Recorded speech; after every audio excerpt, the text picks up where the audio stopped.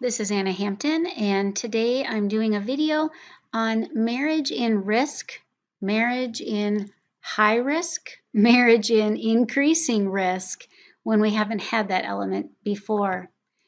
It's important that we realize that marriage in high risk is different in the sense of there's an additional stress that's been added that I don't really think, I haven't seen too many books on this that specifically address marriage in cross-cultural risk. And how do we do that? Especially in this case, we have a lockdown or we have stressors that have been added to our daily living situation and we can't get out, we can't get a break. How are we going to interact with our spouse when we're in a situation we're not used to?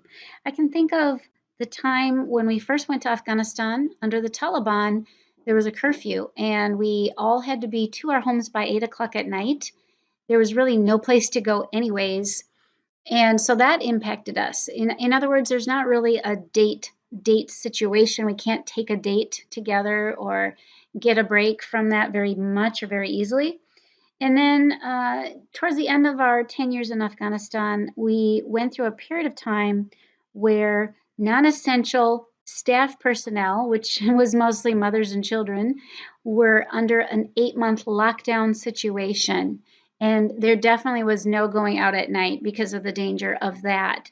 And so how do we do marriage when there's literally no break? There's no asking some teammate or somebody to come over and babysit the kids at night. How do we do marriage in these really stressful situations where things have really changed and we don't have the normal resources available to us to help our marriage and outside stimulus to help even romance in marriage? What can we do? So I want to first go back to the three essential parts of walking through risk. And the first one is our calling. And I firmly believe that if we are in a risk situation right now, the Lord was not taken by surprise by that. He's placed you there in that situation for a specific number of reasons. And one of them includes what he wants to see transformed and happen in your marriage during the situation.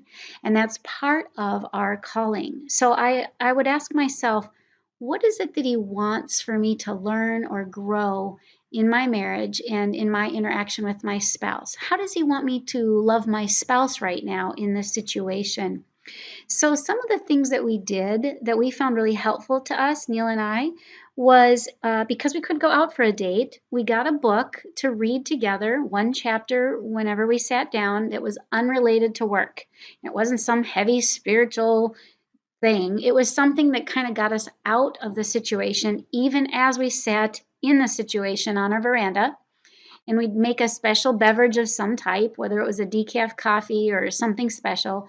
We'd sit there and one of us would read the chapter, we'd drink our drink. This was always after the children were in bed. And then we'd have an interesting discussion about it. And obviously that would lead then maybe to some other conversation, but it just took us for at least an hour not talking about work, not talking about the risk or the stressors. And it was helpful to us just to continue to build our friendship with each other. That was one thing we found helpful. We also found helpful giving each other space because if you're in a situation where you're always together, sometimes the other person needs to go to their corner of the house and have their quiet time, their time where they're not talking. I'm not saying quiet time as in devotions.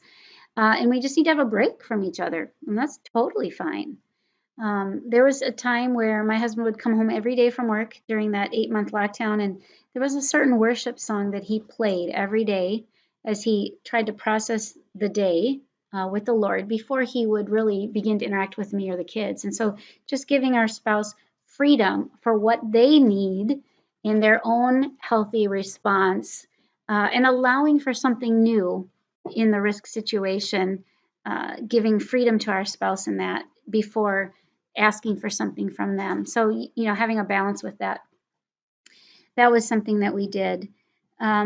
We also instituted new routines and made sure we kept our old routines as well. There was always a routine And then we added some things to our family life and to our marriage that helped us keep, it made it easier for joy and happiness in the home so that we could keep going as a family. So we added in family worship time during our years of high stress in Afghanistan and made that so it wasn't stressful on mom either. This is where we had popcorn or cheese and crackers or cereal or even just ice cream for dinner so that I didn't have to cook. It was something fun for the whole family and we could just enjoy each other. And I know this is family related and not marriage and high stress, but even couples, if you don't have children, you can do something different with your routine that will lower everybody's stress and make it possible to enjoy each other. So I said we have calling. What are we called to, and how can we steward that calling in the risk situation to do well emotionally, physically, relationally in our marriage, and spiritually and mentally? Okay, and so I'll be looking at all of those 5 things if I'm in the high risk of how I can do something in each of those areas in my marriage as part of my calling. The second one is our foundation. Our foundation, of course, is Jesus Christ in our marriage. And what is it that He's calling for me to be transformed in my marriage through my spouse and through this risk situation? Because I believed He brought us together. He knew we were going to be called to this risk. And so therefore there's a reason that my spouse is helpful to me in my own transformation in this situation. And furthermore, there's a reason we are called together in how we interact in our marriage that will minister to the people around us watching, that will draw them to Christ. And that's why we're there, isn't it? So that other people will see the difference Christ makes in our marriage and in our lives and be drawn to Him through that. And so that's part of my calling and my foundation in how I live out my marriage in this risk situation. And thirdly and finally is worship. How can we worship the Lord? And what are we drawn to in worship to the Lord through our marriage in this risk situation? And when we ask that question, I've seen sometimes the Holy Spirit will whisper something unique and creative we've never thought of before, that's why He has us there. That's what He wants to see happen in our marriage and by extension through our marriage to the people around us that will draw people to worship Him, and will draw us to worship Him as well. And that can be a hugely rewarding result of marriage in high risk. It's important when we're in a risk and an increasing risk situation, like I've mentioned before, is when we add a risk and it's continuing to change and increase, something else kind of needs to give, right? So when my husband became the country director of a very large team in Afghanistan, I recognized immediately that there was a much higher level of stress and that he was under a much higher level of stress, and that was impacting me. And so what needed to change was I needed to actually diminish what outside ministry I was involved in because of the drain that was on the family, and elevate more my ministry to my husband and my kids and really be much more prayerful. Okay, Lord, I only have so much energy. Who can I minister to outside of the family? Who are you calling to me to at this time? Because I need to spend more time focusing on my husband and my children during this period of high risk. So again, we can't add a higher risk and not change something else, or it will move us to a more crisis situation in our lives and our relationship.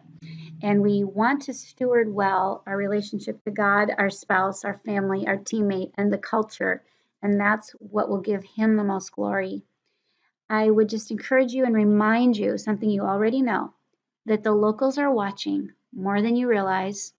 And how you handle failure or crisis or anything that's negative will actually speak more to them about the power and love of Christ than if you only ever look like your life is beautiful and easy and successful and never has problems. How we work through these problems in our relationships and in ourselves speaks to the local culture and shows them the power of Christ, the love of Christ, that they so desperately long for and want to see. So I would encourage you to steward carefully these challenges in what you share with the culture. Don't be afraid to ask your Muslim friend to pray for you. That ministers to them as well. That brings them up to the same level as you, not a different level. You can ask them to pray for you, and you can say, how can I pray for you? And you can see the power of Christ answer their prayers. And I would just encourage you with that, and encourage you, if you are feeling like your marriage is not doing well in high risk, to reach out to somebody safe who understands living in risk. All right, be very careful who you ask for help and input into your situation, but it needs to be somebody who understands what living in risk is like, because all too often you could get some counseling input that actually is not going to be helpful to you. So I would caution you with that. If you want any resourcing on who you could talk to, feel free to reach out to me. I'd be happy to give you some suggestions to train marriage counselors who would understand marriage in the risk situation. That's all for now, and I'll look forward to another video with you on another topic soon.